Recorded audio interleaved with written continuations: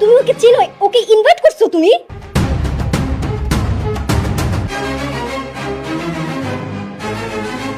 তুই কি ওকে চিনতি? হ্যাঁ, খুব ভালো করে চিনি। তোমাকে বলেছিলাম না আমার জন্মদিনের সময় একটা ছেলে আমাকে থাপ্পড় মেরেছিল? এটাই সেই ছেলে।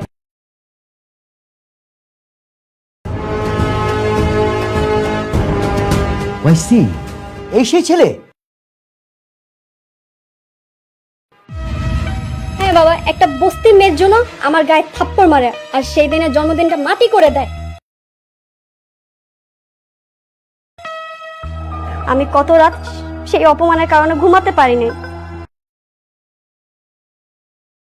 মিসআন্ডারস্ট্যান্ডিং ছিল, তবে মিস্টেকটা মিস নীলারই ছিল। চুপ করো বেয়াদব। নীলা রফি সাহেবের মেয়ে। সাহেব, আমার মেয়ে যদি ওকে থাপ্পড় মারতে না পারে তাহলে আপনার সাথে আমার যে বিজনেস ডিল ছিল সব বন্ধ করে দেব।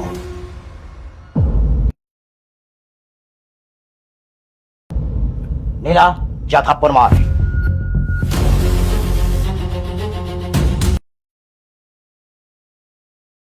রাস্তার ফকির হয়ে গেল আমি আমার স্বামীর সম্মান নষ্ট হতে দেব না। স্বামী তাই না? আমি তোকে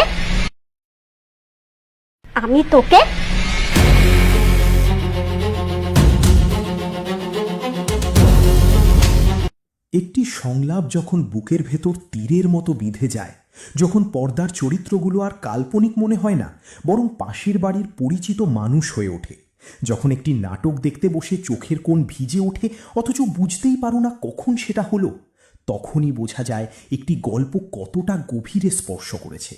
আর ঠিক এই অনুভূতিটুকুই দর্শক পায় ভাগ্য গুণে পাইলাম তোমায় নাটকটি দেখতে বসলে। কারণ এই নাটকটি শুধু একটি প্রেমের গল্প নয়, এটি শ্রেণী বৈষম্য, সামাজিক অহংকার, বিশ্বাসঘাতকতা, ক্ষমতার রাজনীতি এবং ভালোবাসার নিঃস্বার্থ রূপের এক অসাধারণ সমন্বয়, যেখানে প্রতিটি চরিত্র নিজের জায়গায় এতটাই বাস্তব যে দর্শক একবার দেখা শুরু করলে আর স্ক্রিন থেকে চোখ সরাতে পারে না। এবং গল্পটি শুরু হয় বৃষ্টি ও অনিকের দাম্পত্য জীবনকে কেন্দ্র করে, যেখানে বাইরে থেকে দেখলে মনে হয় সব কিছু ঠিকঠাক চলছে, কিন্তু ভেতরে ভেতরে অনেক না বলা কথা, অনেক লুকানো যন্ত্রণা জমে আছে। অনিক একজন পরিশ্রমী মানুষ, যে তার কোম্পানি টিকিয়ে রাখতে প্রাণপণ লড়াই করছে, আর একই সঙ্গে তার স্ত্রী বৃষ্টির প্রতি যে ভালোবাসা সে অনুভব করে সেটা কখনো মুখে সরাসরি প্রকাশ করতে পারে না। অথচ বৃষ্টির জন্য তার প্রতিটি সিদ্ধান্তে, প্রতিটি পদক্ষেপে সেই ভালোবাসার ছাপ স্পষ্ট। বৃষ্টির চরিত্রটি এই নাটকের সবচেয়ে শক্তিশালী স্তম্ভ, কারণ সে একদিকে যেমন ভেতরে ভেতরে ভেঙে পড়ছে, ডাক্তারের কাছ থেকে জানতে পেরেছে সে কখনো মা হতে পারবে না, এই সত্যটা বুকে চেপে রেখে সংসার করে যাচ্ছে। অন্যদিকে তার স্বামীর সম্মান রক্ষায় সে অবিচল। আনিস চৌধুরীর মেয়ে নীলার সামনে যখন অনিককে অপমান করার ষড়যন্ত্র হয়, তখন বৃষ্টির সেই দৃঢ় উচ্চারণ, আমি বেঁচে থাকতে আমার স্বামীকে কেউ এক বিন্দু পরিমাণ অসম্মান করতে পারবে না, এই একটি সংলাপেই বৃষ্টির চরিত্রের গভীরতা বোঝা যায় এবং দর্শকের মনে এক অদ্ভুত শ্রদ্ধার অনুভূতি জন্ম নেয়। নাটকটির আরেকটি গুরুত্বপূর্ণ দিক হল এর শ্রেণী বৈষম্যের চিত্রণ, যেখানে বস্তি থেকে উঠে আসা মানুষকে বারবার ফকিন্নির বাচ্চা বলে কটাক্ষ করা হয়, সোনার নেকলেস দিয়ে বিয়েতে রাজি করানোর চেষ্টা করা হয়, বাড়ি থেকে বের করে দেওয়ার ভয় দেখানো হয়। এই সমস্ত দৃশ্যগুলো আমাদের সমাজের একটি তিক্ত সত্যকে এত নিখুঁতভাবে তুলে ধরে যে দর্শক অস্বস্তি অনুভব করে, এবং সেই অস্বস্তিটাই এই নাটকের সফলতা, কারণ ভালো গল্প সবসময় দর্শককে আয়নার সামনে দাঁড় করিয়ে দেয়। মেঘলার চরিত্রটি এই নাটকের সবচেয়ে জটিল ও বহুমাত্রিক চরিত্র। সে বস্তি থেকে উঠে এসে আজ শালিমা বিল্ডার্সের মালিক, তার আসল পরিচয় লুকানো, তার গর্ভে সন্তান, কিন্তু সন্তানের বাবা সেই স্বীকৃতি দিতে নারাজ। তারপরও সে দুর্বল হয়ে পড়েনি, বরং নিজের কষ্টকে শক্তিতে রূপান্তরিত করে সে যখন বলে, যখন পুরা ইনভেস্টটা হয়ে যাইব তখনই খেলা শুরু, তখন বোঝা যায় এই নারী শুধু বেঁচে থাকছে না, সে প্রতিশোধের পথ বেছে নিয়েছে, এবং সেই পথে তার প্রতিটি পদক্ষেপ সুচিন্তিত ও দৃঢ়। মেঘলার এই রূপান্তরের গল্পটা অত্যন্ত বিশ্বাসযোগ্যভাবে উপস্থাপন করা হয়েছে, কারণ পরিস্থিতির শিকার একজন নারীর যখন নিজের পায়ে দাঁড়ানোর গল্প বলা হয়, তখন তাকে অতিরিক্ত নাটকীয় না করে বাস্তবের মাটিতে রাখা হয়েছে এই নাটকে। সাব্বিরের চরিত্রটি এই নাটকে এক অনন্য মাত্রা যোগ করেছে, কারণ সে বৃষ্টিকে ভালোবাসে, কিন্তু সেই ভালোবাসা সে কখনো চাপিয়ে দেয়নি। বৃষ্টির বিয়ের আগে দেওয়া চিঠিতে সে লিখেছিল, আমার এই নিঃস্বার্থ ভালোবাসা তোমার ভালো থাকায় কখনো বাধা হয়ে দাঁড়াবে না। এটা পড়ে অনেক ক্ষোভে ফেটে পড়ে, কিন্তু দর্শক জানে সাব্বির সত্যিই নিঃস্বার্থ, কারণ সে বৃষ্টির সুখের জন্য নিজের অনুভূতিকে পাশে রেখে বন্ধু হয়েই থেকে গেছে। আর এই নিঃস্বার্থ ভালোবাসার চিত্রণটা এতটাই সূক্ষ্মভাবে করা হয়েছে যে দর্শক একই সঙ্গে সাব্বিরের জন্য সহানুভূতি এবং তার সিদ্ধান্তের প্রতি শ্রদ্ধা উভয়ই অনুভব করে। রাতুলের চরিত্রটি এই নাটকের প্রধান খলনায়ক হিসেবে কাজ করে, তবে সে একটি সাদামাটা ভিলেন নয়, কারণ তার মধ্যে একটা ধূর্ত বুদ্ধিমত্তা আছে। মেঘলাকে সে পেতে চায় এবং তার জন্য যে কোনো পথ ব্যবহার করতে সে প্রস্তুত। সামাজিক চাপ, অর্থনৈতিক ক্ষমতা, এমনকি বাড়ি থেকে বের করে দেওয়ার হুমকি। রাতুলের এই চরিত্রটি বাংলাদেশের সমাজে এক বিশেষ শ্রেণীর মানুষকে প্রতিনিধিত্ব করে, যারা টাকা ও ক্ষমতা দিয়ে সব কিছু কিনে নেওয়া যায় বলে বিশ্বাস করে। নাটকটির সংলাপ রচনা বিশেষভাবে প্রশংসার দাবি রাখে, কারণ এখানে শহুরে বাংলা ও গ্রামীণ আঞ্চলিক ভাষার মিশ্রণ এত স্বাভাবিকভাবে করা হয়েছে যে প্রতিটি চরিত্রের সামাজিক পটভূমি সংলাপের মধ্যে দিয়েই স্পষ্ট হয়ে ওঠে।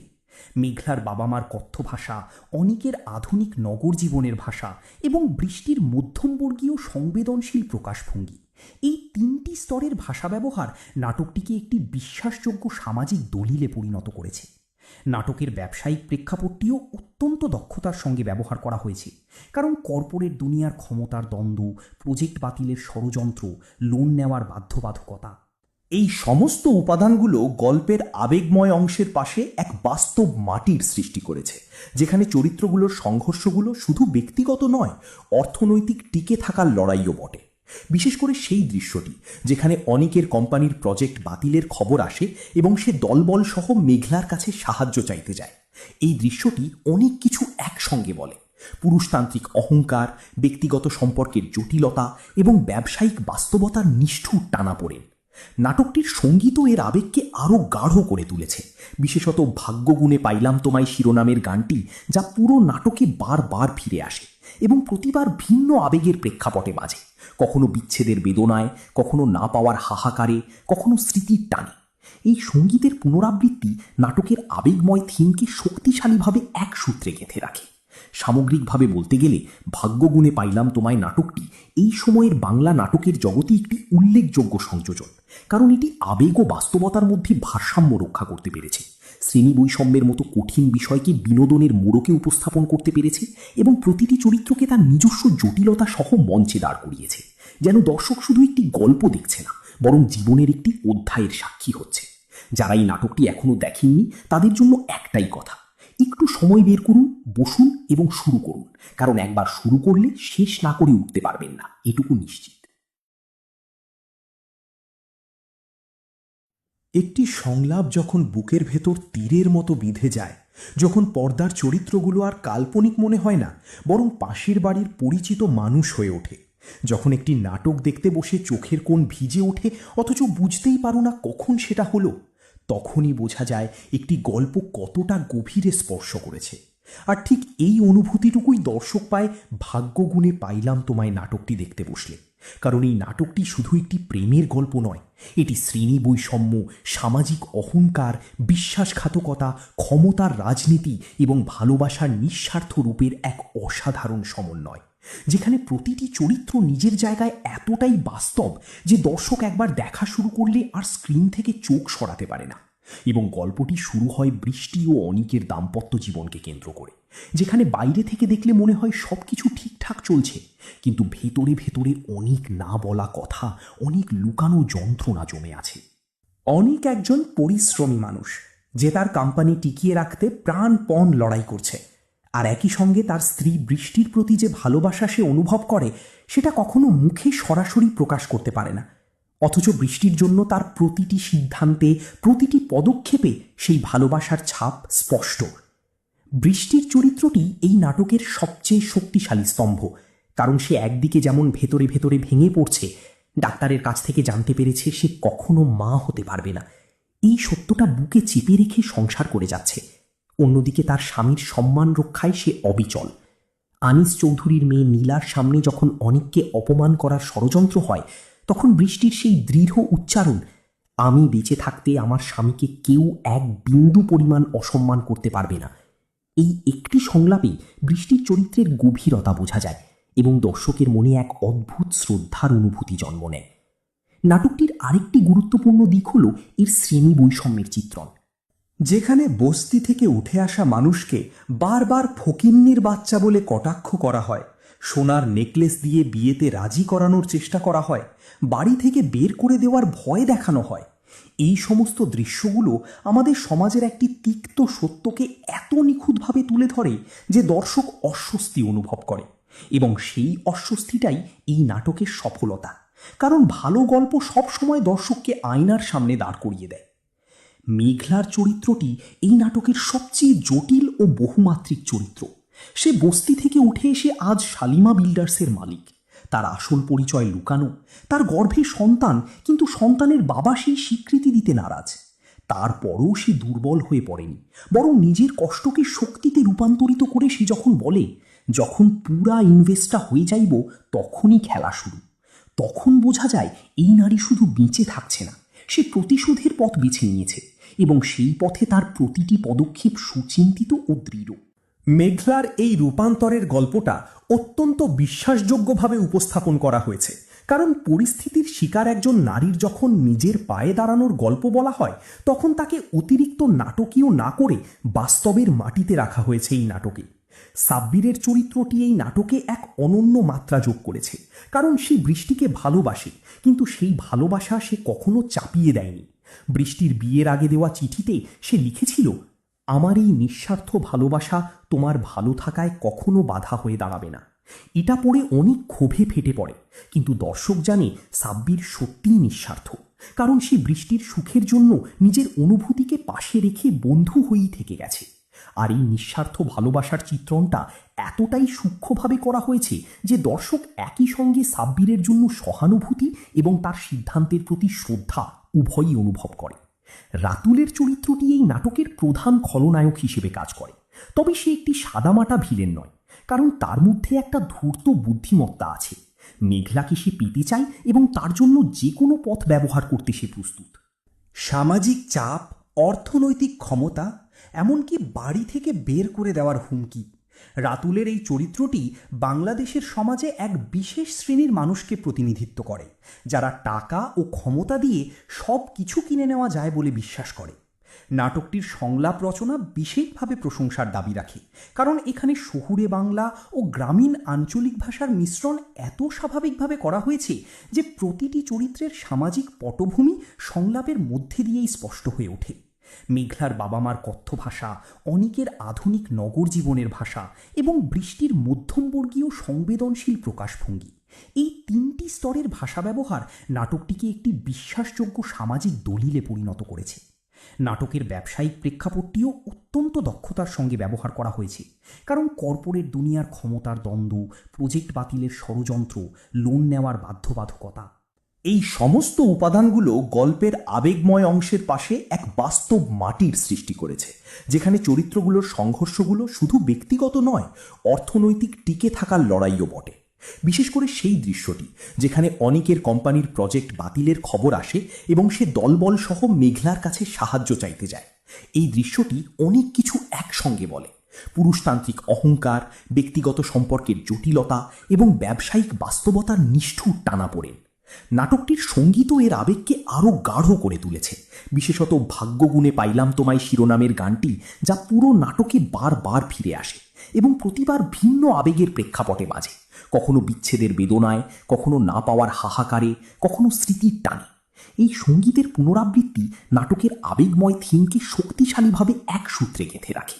সামগ্রিকভাবে বলতে গেলে ভাগ্যগুণে পাইলাম তোমায় নাটকটি এই সময়ের বাংলা নাটকের জগতে একটি উল্লেখযোগ্য সংযোজন, কারণ এটি আবেগ ও বাস্তবতার মধ্যে ভারসাম্য রক্ষা করতে পেরেছে, শ্রেণী বৈষম্যের মতো কঠিন বিষয়কে বিনোদনের মোড়কে উপস্থাপন করতে পেরেছে এবং প্রতিটি চরিত্রকে তার নিজস্ব জটিলতা সহ মঞ্চে দাঁড় করিয়েছে, যেন দর্শক শুধু একটি গল্প দেখছে না, বরং জীবনের একটি অধ্যায়ের সাক্ষী হচ্ছে। যারা এই নাটকটি এখনো দেখেননি তাদের জন্য একটাই কথা: একটু সময় বের করুন, বসুন এবং শুরু করুন, কারণ একবার শুরু করলে শেষ না করে উঠতে পারবেন না, এটুকু নিশ্চিত। একটি সংলাপ যখন বুকের ভেতর তীরের মতো বিঁধে যায়, যখন পর্দার চরিত্রগুলো আর কাল্পনিক মনে হয় না, বরং পাশের বাড়ির পরিচিত মানুষ হয়ে ওঠে, যখন একটি নাটক দেখতে বসে চোখের কোণ ভিজে ওঠে অথচ বুঝতেই পারো না কখন সেটা হলো, তখনই বোঝা যায় একটি গল্প কতটা গভীরে স্পর্শ করেছে। আর ঠিক এই অনুভূতিটুকুই দর্শক পায় ভাগ্য গুণে পাইলাম তোমায় নাটকটি দেখতে বসলে। কারণ এই নাটকটি শুধু একটি প্রেমের গল্প নয়, এটি শ্রেণী বৈষম্য, সামাজিক অহংকার, বিশ্বাসঘাতকতা, ক্ষমতার রাজনীতি এবং ভালোবাসার নিঃস্বার্থ রূপের এক অসাধারণ সমন্বয়, যেখানে প্রতিটি চরিত্র নিজের জায়গায় এতটাই বাস্তব যে দর্শক একবার দেখা শুরু করলে আর স্ক্রিন থেকে চোখ সরাতে পারে না। এবং গল্পটি শুরু হয় বৃষ্টি ও অনিকের দাম্পত্য জীবনকে কেন্দ্র করে, যেখানে বাইরে থেকে দেখলে মনে হয় সবকিছু ঠিকঠাক চলছে, কিন্তু ভেতরে ভেতরে অনেক না বলা কথা, অনেক লুকানো যন্ত্রণা জমে আছে। অনিক একজন পরিশ্রমী মানুষ, যে তার কোম্পানি টিকিয়ে রাখতে প্রাণপণ লড়াই করছে। আর একই সঙ্গে তার স্ত্রী বৃষ্টির প্রতি যে ভালোবাসা সে অনুভব করে, সেটা কখনো মুখে সরাসরি প্রকাশ করতে পারে না।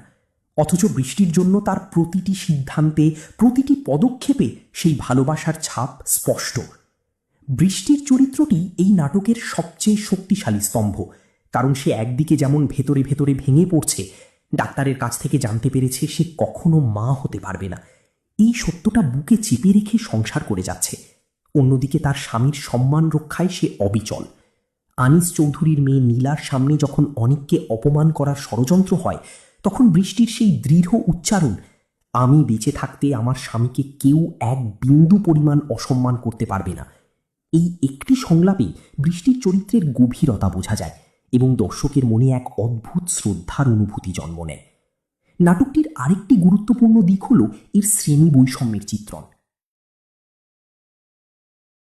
যেখানে বস্তি থেকে উঠে আসা মানুষকে বারবার ফকিন্নির বাচ্চা বলে কটাক্ষ করা হয়, সোনার নেকলেস দিয়ে বিয়েতে রাজি করানোর চেষ্টা করা হয়, বাড়ি থেকে বের করে দেওয়ার ভয় দেখানো হয়, এই সমস্ত দৃশ্যগুলো আমাদের সমাজের একটি তিক্ত সত্যকে এত নিখুঁতভাবে তুলে ধরে যে দর্শক অস্বস্তি অনুভব করে।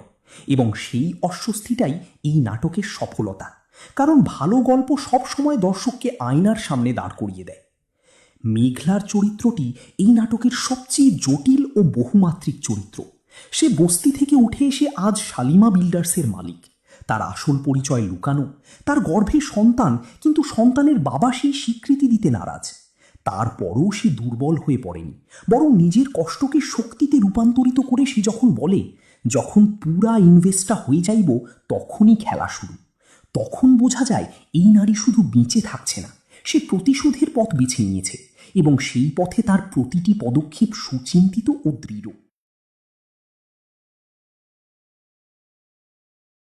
মেঘলার এই রূপান্তরের গল্পটা অত্যন্ত বিশ্বাসযোগ্যভাবে উপস্থাপন করা হয়েছে, কারণ পরিস্থিতির শিকার একজন নারীর যখন নিজের পায়ে দাঁড়ানোর গল্প বলা হয়, তখন তাকে অতিরিক্ত নাটকীয় না করে বাস্তবের মাটিতে রাখা হয়েছে এই নাটকে। সাব্বিরের চরিত্রটি এই নাটকে এক অনন্য মাত্রা যোগ করেছে, কারণ সে বৃষ্টিকে ভালোবাসে, কিন্তু সেই ভালোবাসা সে কখনো চাপিয়ে দেয়নি। বৃষ্টির বিয়ের আগে দেওয়া চিঠিতে সে লিখেছিল, আমার এই নিঃস্বার্থ ভালোবাসা তোমার ভালো থাকায় কখনো বাধা হয়ে দাঁড়াবে না। এটা পড়ে অনেক ক্ষোভে ফেটে পড়ে, কিন্তু দর্শক জানে সাব্বির সত্যিই নিঃস্বার্থ, কারণ সে বৃষ্টির সুখের জন্য নিজের অনুভূতিকে পাশে রেখে বন্ধু হয়েই থেকে গেছে। আর এই নিঃস্বার্থ ভালোবাসার চিত্রণটা এতটাই সূক্ষ্মভাবে করা হয়েছে যে দর্শক একই সঙ্গে সাব্বিরের জন্য সহানুভূতি এবং তার সিদ্ধান্তের প্রতি শ্রদ্ধা উভয়ই অনুভব করে। রাতুলের চরিত্রটি এই নাটকের প্রধান খলনায়ক হিসেবে কাজ করে, তবে সে একটি সাদামাটা ভিলেন নয়, কারণ তার মধ্যে একটা ধূর্ত বুদ্ধিমত্তা আছে। মেঘলাকে সে পেতে চায় এবং তার জন্য যে কোনো পথ ব্যবহার করতে সে প্রস্তুত।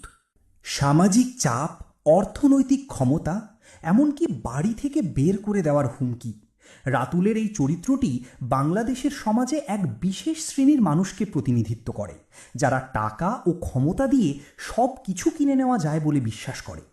নাটকটির সংলাপ রচনা বিশেষভাবে প্রশংসার দাবি রাখে, কারণ এখানে শহুরে বাংলা ও গ্রামীণ আঞ্চলিক ভাষার মিশ্রণ এত স্বাভাবিকভাবে করা হয়েছে যে প্রতিটি চরিত্রের সামাজিক পটভূমি সংলাপের মধ্যে দিয়েই স্পষ্ট হয়ে ওঠে।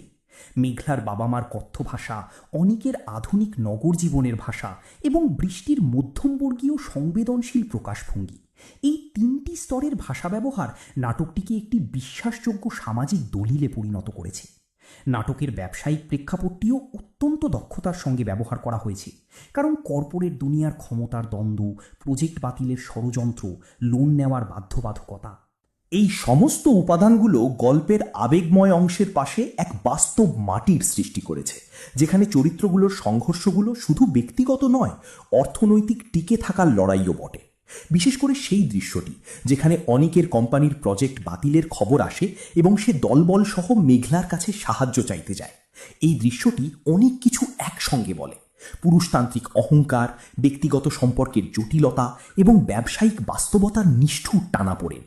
নাটকটির সঙ্গীতও এর আবেগকে আরও গাঢ় করে তুলেছে, বিশেষত ভাগ্যগুণে পাইলাম তোমায় শিরোনামের গানটি, যা পুরো নাটকে বারবার ফিরে আসে এবং প্রতিবার ভিন্ন আবেগের প্রেক্ষাপটে বাজে, কখনো বিচ্ছেদের বেদনায়, কখনো না পাওয়ার হাহাকারে, কখনো স্মৃতির টানে। এই সঙ্গীতের পুনরাবৃত্তি নাটকের আবেগময় থিমকে শক্তিশালীভাবে এক সূত্রে গেঁথে রাখে। সামগ্রিকভাবে বলতে গেলে ভাগ্যগুণে পাইলাম তোমায় নাটকটি এই সময়ের বাংলা নাটকের জগতে একটি উল্লেখযোগ্য সংযোজন, কারণ এটি আবেগ ও বাস্তবতার মধ্যে ভারসাম্য রক্ষা করতে পেরেছে, শ্রেণী বৈষম্যের মতো কঠিন বিষয়কে বিনোদনের মোড়কে উপস্থাপন করতে পেরেছে এবং প্রতিটি চরিত্রকে তার নিজস্ব জটিলতা সহ মঞ্চে দাঁড় করিয়েছে, যেন দর্শক শুধু একটি গল্প দেখছে না, বরং জীবনের একটি অধ্যায়ের সাক্ষী হচ্ছে। যারা এই নাটকটি এখনো দেখেননি তাদের জন্য একটাই কথা: একটু সময় বের করুন, বসুন এবং শুরু করুন, কারণ একবার শুরু করলে শেষ না করে উঠতে পারবেন না, এটুকু নিশ্চিত।